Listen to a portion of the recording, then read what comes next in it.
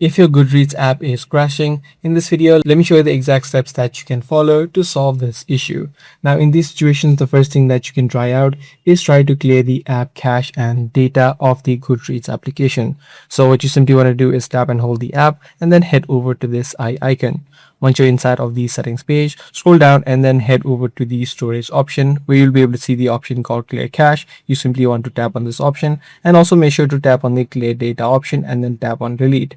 Now this might change up or reset your settings that you may and might have added in and will also log you out of your account. Once you complete this first step, try to see if this fixes the issue. If you're still having issues with it, the second thing that you can try out is try to look for new updates available. Simply head over to the Play Store or the App Store, search for Goodreads, and if you do see new updates available, make sure you tap on the update button. Updating applications helps to solve any sort of bugs which might be causing the problem. Now, even if you try both of these steps, the issue still persists. The last thing that you can try out is try to uninstall the application of Goodreads from your device and then again re-download it.